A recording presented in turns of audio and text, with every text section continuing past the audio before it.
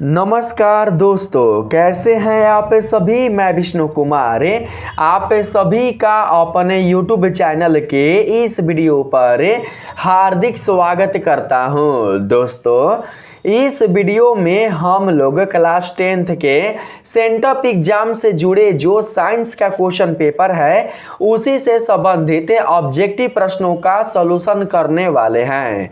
दोस्तों, जैसा कि आप सभी जानते हैं कि आप लोगों का साइंस का सेंटअप एग्जाम 20 नवंबर को होने वाला है। जो बच्चे क्लास 10th में हैं उन बच्चों का साइंस का सेंटअप एग्जाम 20 नवंबर को होने वाला है। दोस्तों, आप लोगों के साइंस क्वेश्चन पेपर से संबंधित जो ऑब्जेक्टिव प्रश्न है उनका सॉल्यूशन मैं इस वीडियो के माध्यम से कराऊंगा। इस वीडियो को आप लोग ध्यान से देखिए, क्योंकि मैंने इस वीडियो में जो क्वेश्चन पेपर लिया है यह क्वेश्चन पेपर 100% रियल है। अगर यह रियल क्वेश्चन पेपर नहीं भी होगा तो मैं आप लोगों को आपके रियल क्वेश्चन पेपर का सॉल्यूशन कराकर आपके एग्जाम से एक दिन पहले दे दूंगा। ठीक है दोस्तों, जैसे कि मानकर चलते हैं कि यही आपका रियल क्वेश्चन पेपर है, ठीक है, लेकिन किसी कारणवश बिहार बोर्ड इस पेपर को बदल देता है। दोस्तों, जो भी पेपर आपके सेंटअप एग्जाम में आएगा उस पेपर का सॉल्यूशन मैं आप लोगों को आपके एग्जाम से एक दिन पहले दे दूंगा। यदि आपका एग्जाम कल साइंस का है तो आपके साइंस के क्वेश्चन पेपर से संबंधित जो सॉल्यूशन है वो आप लोगों को आज रात में मिल जाएगा। आज रात में 8 या 9 बजे से आप लोगों को मिल जाएगा। इसके लिए आप लोगों को मेरे चैनल को सब्सक्राइब करना होगा और इस वीडियो को लाइक करना होगा। दोस्तों, जितना ज़्यादा आप लोग मेरे वीडियो को लाइक कीजिएगा उतना ज़्यादा मेरा वीडियो आपके पास पहुंच पाएगा, उतना ज़्यादा बच्चों को प्रॉफिट हो पाएगा। तो आइए बिना देर किए स्टार्ट करते हैं अपने आज के इस वीडियो क्लासेज को। दोस्तों, आप लोगों का जो सब्जेक्ट कोड रहेगा वो रहेगा 112। ठीक है, आप लोग सब्जेक्ट कोड मिलाना बिल्कुल भी नहीं भूलिएगा। दोस्तों, टोटल जो प्रश्न रहेंगे साइंस में वो रहेंगे 80 ठो। आप लोगों को 80 प्रश्नों में से किन्हीं 40 प्रश्नों का ही सही जवाब देना है। ठीक है, यहां पर बात करते हैं पहले नंबर प्रश्न का। दोस्तों, पहला सवाल है, मानव का प्रमुख उत्सर्जी अंग निम्नलिखित में कौन है। दोस्तों, इसका राइट आंसर होगा ब्रेक। आप लोग याद रखिएगा, मानव का प्रमुख उत्सर्जी अंग ब्रेक होता है, इसलिए पहला का सही आंसर ऑप्शन नंबर बी होगा। 2 नंबर सवाल है यहाँ पर, निम्न में से कौन प्यूटरी ग्रंथि से स्रावित होने वाला हार्मोन है।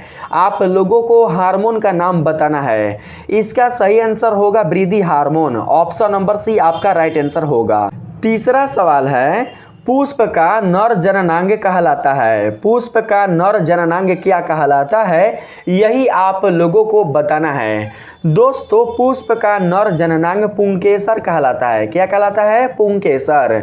ऑप्शन नंबर ए हमारा राइट आंसर होगा। 4 नंबर सवाल है दोस्तों, यहाँ पर द्विखंडन होता है। द्विखंडन किस में होता है?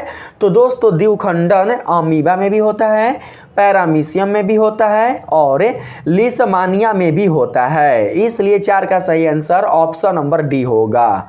5 नंबर सवाल है दोस्तों, युग्मक होते हैं। युग्मक कैसे होते हैं? तो दोस्तों, द्विगुणित। आप लोग ऑप्शन नंबर बी को सिलेक्ट कर लीजिएगा। 6 नंबर सवाल है, सोमैटोस्टेनिन है। सोमैटोस्टेनिन क्या है? तो दोस्तों, सोमैटोस्टेनिन वृद्धि अवरोधक हार्मोन है। इसी हार्मोन के कारण एक निश्चित अवधि के बाद हमारी लंबाई रुक जाती है, इसलिए आप लोग ऑप्शन नंबर बी को सिलेक्ट कर लीजिएगा। 7 नंबर सवाल में पूछा जा रहा है, वृक्क की संरचनात्मक एवं क्रियात्मक इकाई को कहते हैं। वृक्क की संरचनात्मक एवं क्रियात्मक इकाई क्या कहलाती है, आप लोगों को उस इकाई का नाम बताना है। दोस्तों, 7 का सही जवाब होगा नेफ्रॉन। ऑप्शन नंबर बी को सिलेक्ट कर लेंगे। 8 नंबर सवाल है हमारे पास, मानव मस्तिष्क का सर्वाधिक विकसित भाग है। मानव मस्तिष्क का सर्वाधिक विकसित भाग कौन है? तो दोस्तों, सेरेब्रम। ऑप्शन नंबर सी आपका राइट आंसर होगा। 9 नंबर सवाल में पूछा जा रहा है, मूत्र की सांद्रता किस पर निर्भर करती है दोस्तों? मूत्र की सांद्रता ADH पर निर्भर करती है, इसलिए right answer option number B होगा। 10 नंबर सवाल में कहा जा रहा है रंध्र का मुख्य कार्य है। रंध्र का मुख्य कार्य क्या है? तो दोस्तों रंध्र का मुख्य कार्य है गैसों का विनिमय करना। ऑप्शन नंबर डी आपका राइट आंसर होगा। 11 नंबर सवाल है दोस्तों, यहाँ पर पक्षी तथा चमगादड़ के पंख हैं। पक्षी तथा चमगादड़ के पंख कैसे अंग है दोस्तों? कैसे पंख है दोस्तों बताइए तो? यहाँ पर 11 का सही आंसर होगा समझाते अंग। हम लोग ऑप्शन नंबर बी को सिलेक्ट कर लेंगे। 12 नंबर सवाल में कहा गया है रक्त का लाल रंग निम्नलिखित में से किस प्रोटीन के कारण होता है? तो दोस्तों इसका राइट आंसर होगा हेमोग्लोबिन। ऑप्शन नंबर बी आपका राइट आंसर होगा। 13 नंबर सवाल है यहाँ पर मानव में ऑटोसोम की जोड़ियों की संख्या होती है। मानव में ऑटोसोम की जोड़ियों की संख्या कितनी होती है, यही आप लोगों को बताना है। 13 का सही जवाब होगा 23। ऑप्शन नंबर सी आपका राइट आंसर होगा। ठीक है, यहाँ पर दोस्तों 14 नंबर सवाल है पौधों के वायवीय भागों से जल के वाष्प के रूप में निकलने वाली जो क्रिया होती है वो क्या कहलाती है? तो दोस्तों यहाँ पर 14 का राइट आंसर होगा बाष्पोत्सर्जन। ऑप्शन नंबर सी आपका राइट आंसर होगा। 15 नंबर सवाल है दोस्तों आयोडीन घोल को स्टार्च में मिलाने पर इसका रंग हो जाता है। जब आयोडीन घोल को स्टार्च में मिलाया जाता है तो इसका रंग कैसा हो जाता है, यही आप लोगों को बताना है। तो दोस्तों 15 का सही आंसर हो जाएगा नीला, इसलिए ऑप्शन नंबर ए आपका राइट आंसर होगा। 16 नंबर सवाल है दोस्तों दो तंत्रिका कोशिकाओं के मध्य खाली स्थान को कहते हैं। दो तंत्रिका कोशिकाओं के मध्य खाली स्थान को क्या कहते हैं, आप लोगों को यही बताना है। तो दोस्तों यहाँ पर राइट आंसर होगा सिनेपस। ऑप्शन नंबर डी आपका राइट आंसर होगा। 17 नंबर सवाल है दोस्तों गोबर छत्ता है। गोबर छत्ता क्या है? तो दोस्तों गोबर छत्ता एक प्रकार का मृतोपरजीवी है। यहाँ पर ऑप्शन नंबर सी आपका राइट आंसर होगा। 18 नंबर सवाल में कहा जा रहा है वर्तिका भाग है। वर्तिका किसका भाग है? तो दोस्तों जो वर्तिका है वो भाग है पुंकेसर का। ऑप्शन नंबर बी आपका राइट आंसर होगा। 19 नंबर सवाल है दोस्तों दांत का कठोरतम भाग है। दांत का सबसे कठोरतम भाग कौन है? तो दोस्तों इनेमल। ऑप्शन नंबर डी आपका राइट आंसर होगा, जो कि कैल्शियम फास्फेट से मिलकर बना होता है। 20 नंबर सवाल में पूछा जा रहा है दोस्तों एक खाद्य श्रृंखला में दूसरे पोषी स्तर पर हमेशा कौन रहता है? आप लोगों को बताना है कि एक खाद्य श्रृंखला में दूसरे पोषी स्तर पर हमेशा कौन रहता है? तो दोस्तों दूसरे पोषी स्तर पर हमेशा मांसाहारी रहता है। ठीक है, मांसाहारी जीव रहता है, इसलिए यहाँ पर ऑप्शन नंबर सी सिलेक्ट कर लेंगे। 21 नंबर सवाल में दोस्तों कहा जा रहा है यहाँ पर गर्म जल प्राप्त करने के लिए, ठीक है, गर्म जल प्राप्त करने के लिए हमें सौर जल तापक का उपयोग किस दिन नहीं कर सकते हैं? आप लोगों को यही बताना है। यहाँ पर 21 का सही आंसर हो जाएगा दोस्तों बादलों वाले दिन। ऑप्शन नंबर बी आपका राइट आंसर होगा, याद रखिएगा। ठीक है, कौन से दिन? तो बादलों वाले दिन। 22 नंबर सवाल में पूछा जा रहा है निम्नलिखित में से कौन जैव मात्रा ऊर्जा स्रोत का उदाहरण नहीं है? तो दोस्तों कोयला हो जाएगा। यहाँ पर 22 का सही आंसर कोयला नहीं होगा। कोयला, लकड़ी और गोबर गैस, ये तीनों दोस्तों नहीं होंगे। ठीक है, यहाँ पर दोस्तों सही आंसर होगा नाभिकीय ऊर्जा। ये सभी हो जाएंगे दोस्तों जैव ऊर्जा। ठीक है, और हाई वाला हो जाएगा अजैव ऊर्जा, इसलिए नाभिकीय ऊर्जा जैव मात्रा ऊर्जा का एक उदाहरण नहीं है। ठीक है, आप लोग ऑप्शन नंबर सी को सिलेक्ट कर लीजिएगा। 23 नंबर सवाल में कहा जा रहा है समजात अंगों का उदाहरण है। समजात अंगों का उदाहरण इनमें से कौन है? तो दोस्तों मानव हाथ तथा कुत्ते का अग्रपाद। यहाँ पर हम लोग ऑप्शन नंबर ए को सिलेक्ट कर लेंगे। ठीक है, 24 नंबर सवाल है दोस्तों यहाँ पर निम्नलिखित में कौन पराग कोष में होते हैं? पराग कोष में कौन होते हैं दोस्तों? पराग कोष में होता है परागकण। ऑप्शन नंबर डी आपका राइट आंसर होगा। 25 नंबर सवाल है दोस्तों निम्न में से कौन आहार श्रृंखला का निर्माण करते हैं? तो दोस्तों यहाँ पर हो जाएगा यहाँ पर कौन होगा दोस्तों, यहाँ पर हो जाएगा दोस्तों घास और उसके बाद बकरी तथा मानव। 25 का दोस्तों राइट आंसर होगा बी। ठीक है, देखिए बकरी जो होगा वो घास को खाएगा और जो मानव होगा वो बकरी को खाएगा, इसलिए सही आंसर ऑप्शन नंबर बी होगा। 26 नंबर सवाल में पूछा जा रहा है फिलोसफी के जूलॉजी की नामक पुस्तक किसके द्वारा लिखी गई है। आप लोगों को उस लेखक का नाम बताना है जिन्होंने फिलोसफी के जूलॉजी की क्यू नामक पुस्तक की रचना की है। तो दोस्तों यहाँ पर 26 का राइट आंसर हो जाएगा लामार्क द्वारा। ऑप्शन नंबर डी आपका राइट आंसर होगा। ठीक है, यहाँ पर 27 नंबर सवाल है रेजिन एवं गोंद कहाँ संचित रहता है। रेजिन एवं गोंद कहाँ संचित रहता है, तो दोस्तों पुराने जाइलम में। ठीक है, ऑप्शन नंबर डी आपका राइट आंसर होगा। 28 नंबर सवाल में पूछा जा रहा है निम्न में से किस माध्यम में प्रकाश की चाल अधिकतम होती है। आप लोगों को माध्यम बताना है, तो दोस्तों इसका राइट आंसर होगा हवा। हवा में प्रकाश की चाल सबसे ज्यादा होती है। ठीक है, तो यहाँ पर ऑप्शन नंबर बी को सिलेक्ट कर लेंगे। यदि 4 ऑप्शन में निर्वात रहता तो दोस्तों आप लोग निर्वात को सिलेक्ट करते हैं। ठीक है, यहां पर 29 नंबर सवाल है दोस्तों विद्युत आवेश का एसआई मात्रक है। विद्युत आवेश का एसआई मात्रक होता है कूलाम, इसलिए सही आंसर है ऑप्शन नंबर डी होगा। 30 नंबर सवाल में पूछा जा रहा है अति भारण के समय बहुत नहीं है, विद्युत है। ठीक है, अति भारण के समय विद्युत परिपथ में विद्युत धारा का मान होता है। अति भारण के समय विद्युत परिपथ में विद्युत धारा का मान कितना होता है ये आप लोगों को बताना है। तो दोस्तों बहुत ही अधिक होता है, इसलिए सही आंसर ऑप्शन नंबर बी होगा। 31 नंबर सवाल है दोस्तों आपके पास विभक्त वलय का उपयोग किस उपकरण में किया जाता है। बताइए तो जल्दी जल्दी, विभक्त वलय का उपयोग किस उपकरण में किया जाता है। यहां पर दोस्तों 31 का राइट आंसर हो जाएगा विद्युत मोटर। विद्युत मोटर में ही विभक्त वलय का उपयोग किया जाता है। 32 नंबर सवाल है आपके पास सौर कुकर के लिए कौन सा दर्पण सर्वाधिक उपयुक्त होता है। सौर कुकर के लिए अवतल दर्पण सर्वाधिक उपयुक्त होता है, इसलिए 32 का right answer option number B होगा। 33 नंबर सवाल है दोस्तों आपके पास 33 नंबर विद्युत विभवांतर का एसआई मात्रक है। विद्युत विभवांतर का एसआई मात्रक होता है वोल्ट, इसलिए 33 का सही आंसर ऑप्शन नंबर ए होगा। 34 नंबर सवाल में पूछा जा रहा है घरेलू विद्युत परिपथ में उदासीन तार का रंग होता है। दोस्तों घरेलू विद्युत परिपथ में उदासीन तार का रंग हरा होता है, इसलिए 34 का सही आंसर ऑप्शन नंबर सी होगा। अरे भाई उदासीन तार है ना, उदासीन तार का रंग काला होता है, काला। ठीक है, आप लोग ऑप्शन नंबर बी सिलेक्ट कर लीजिएगा, ना कि सी। ठीक है, 35 नंबर सवाल में कहा जा रहा है बैटरी से किस प्रकार की धारा प्राप्त होती है। बैटरी से प्रत्यावर्ती धारा प्राप्त होती है, इसलिए 35 का सही आंसर ऑप्शन नंबर ए होगा।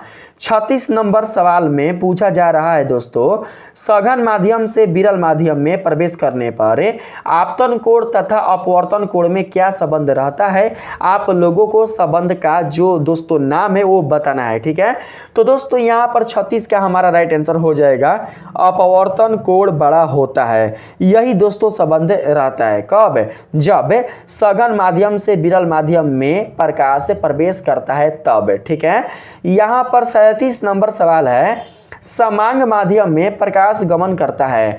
समांग माध्यम में प्रकाश गमन किस में करता है दोस्तों, तो यहाँ पर 37 का सही आंसर हो जाएगा सरल रेखा में।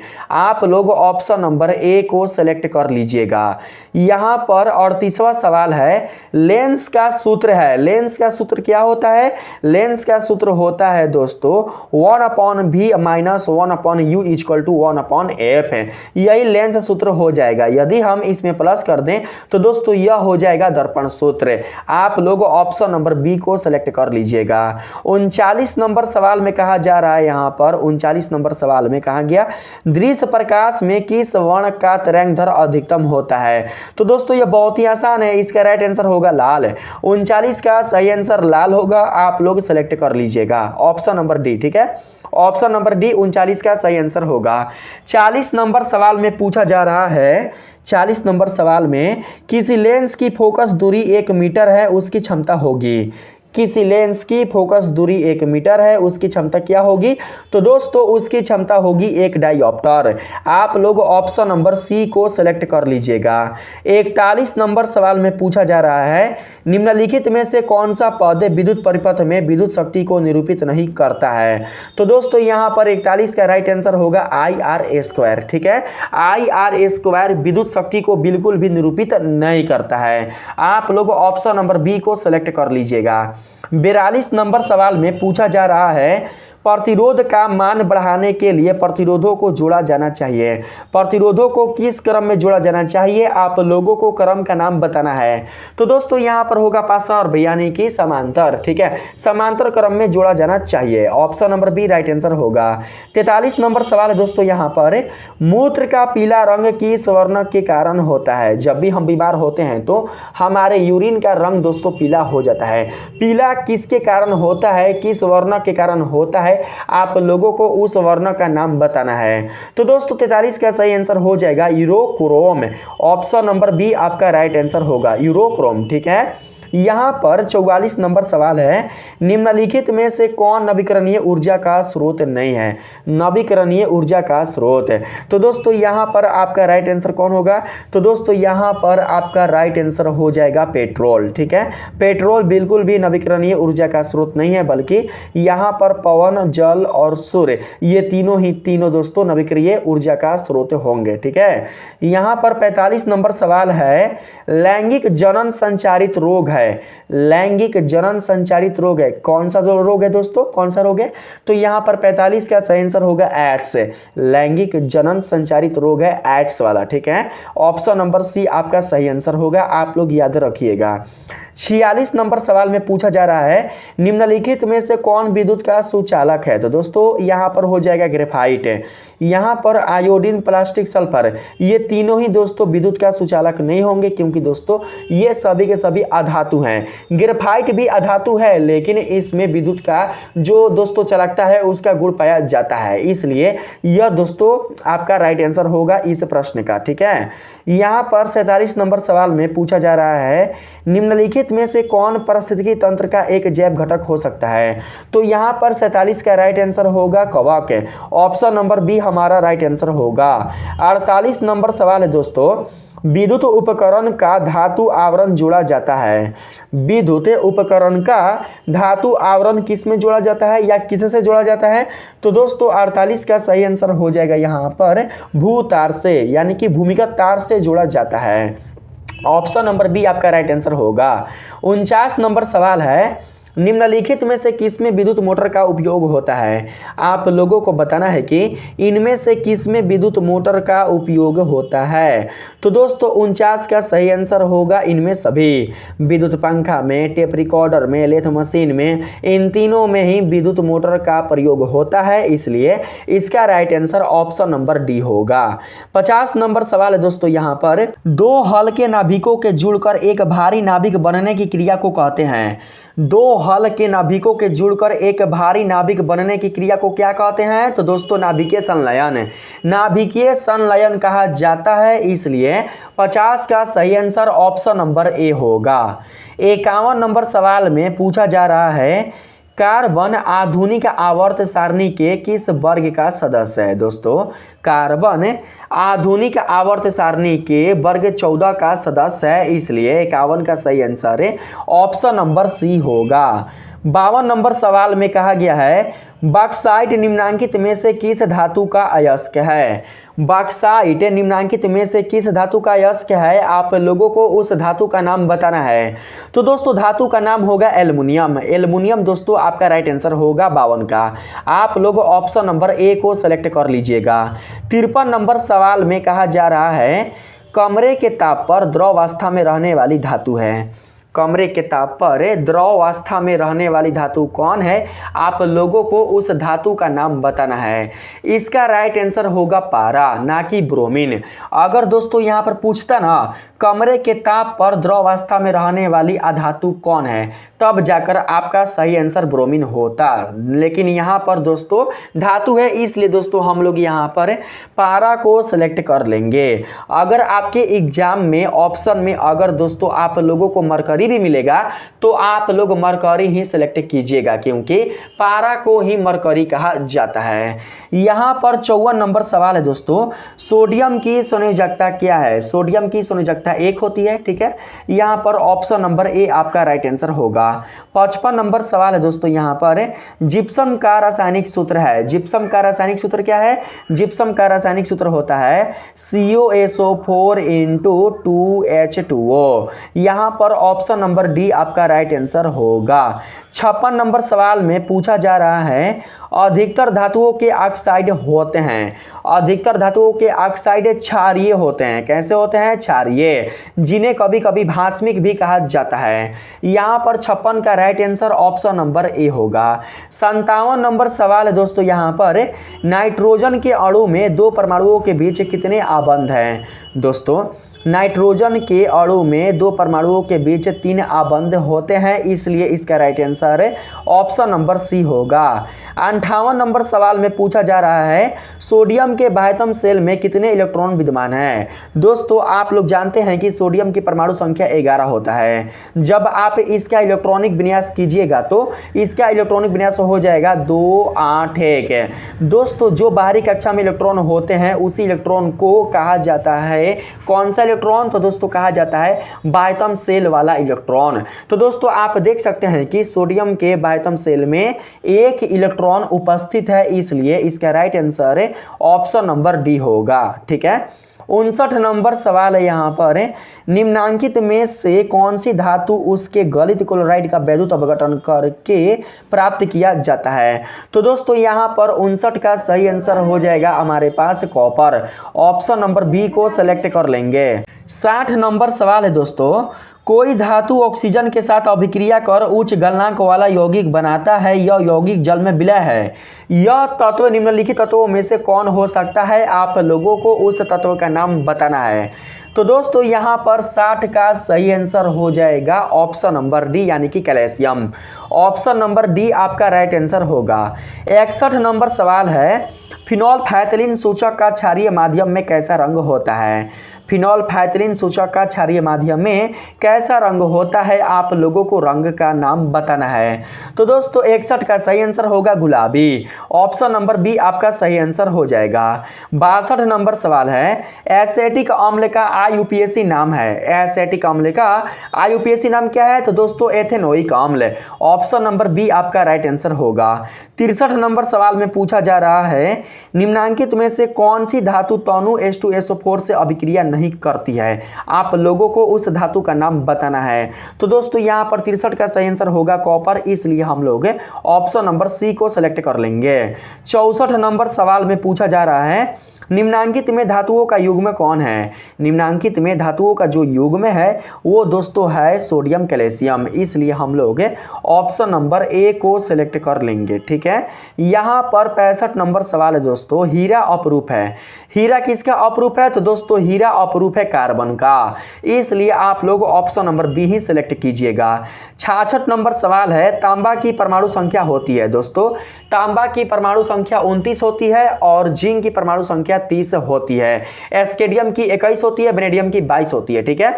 यहाँ पर ऑप्शन नंबर हम लोग ले लेंगे दोस्तों, यहाँ पर हम लोग 29 ले लेंगे, ठीक है। 29 हमने बोला है ना, हाँ तांबा का परमाणु संख्या 29 होगा। अगर गलती से हमने 19 बोला होगा तो 19 नहीं होगा, 29 होगा। जिंक का 30 होगा, ठीक है।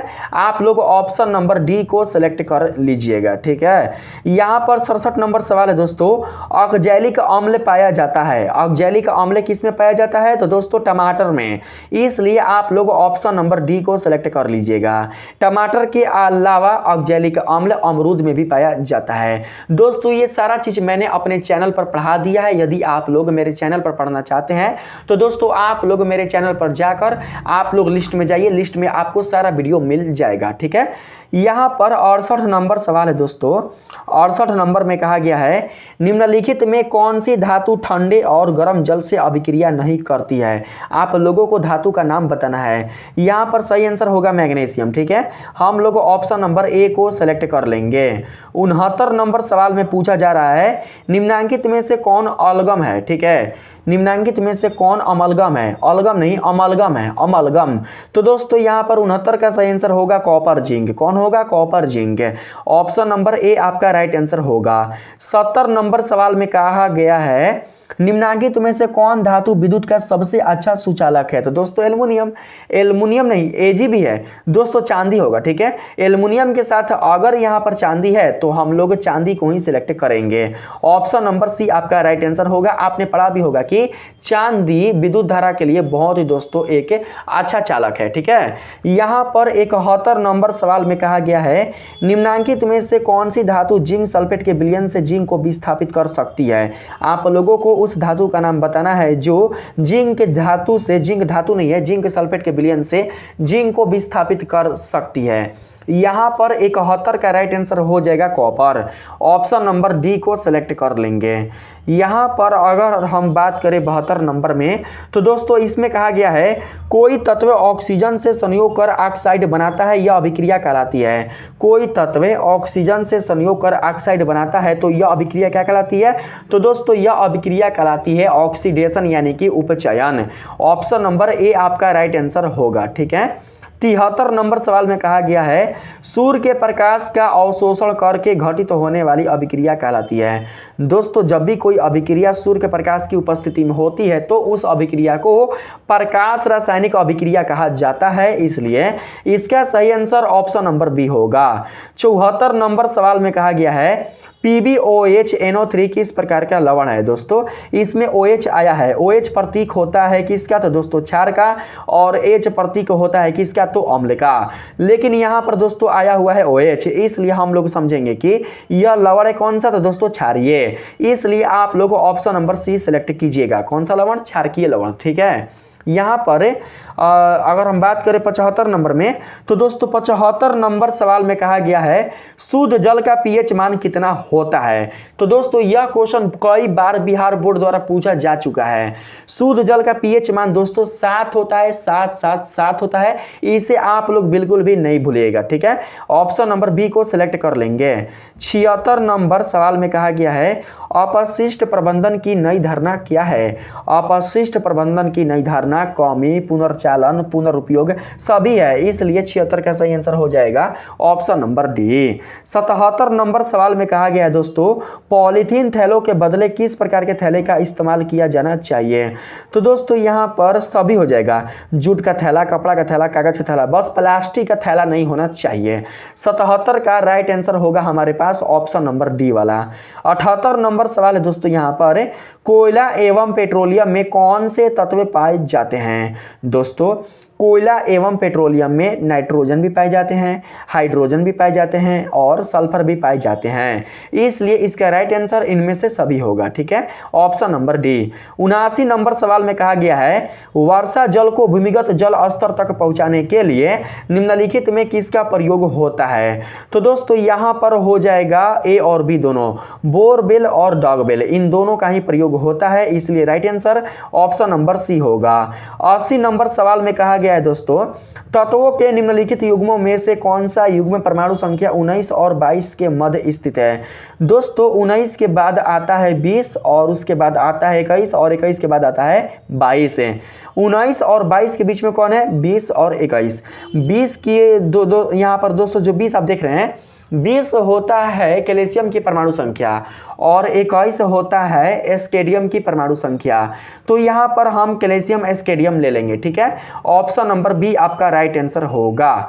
तो दोस्तों इस वीडियो में हमने आपके साइंस से संबंधित टोटल कुल जितने सारे ऑब्जेक्टिव प्रश्न थे उनका सॉल्यूशन कर लिया है। दोस्तों अगर आप लोगों को यह वीडियो अच्छा लगा है, इस वीडियो के माध्यम से यदि आप लोगों को हेल्प मिला है, तो आप लोग इस वीडियो को बिल्कुल भी लाइक करना नहीं भूलिएगा और अपने दोस्तों में इस वीडियो को ज्यादा से ज्यादा भी शेयर कीजिएगा। ठीक है, आप लोग दोस्तों बिल्कुल भी शेयर नहीं करते हैं, आप लोग शेयर किया कीजिए। तो दोस्तों आज के लिए इतना ही, मिलते हैं फिर से एक नए वीडियो के साथ, तब तक के लिए धन्यवाद।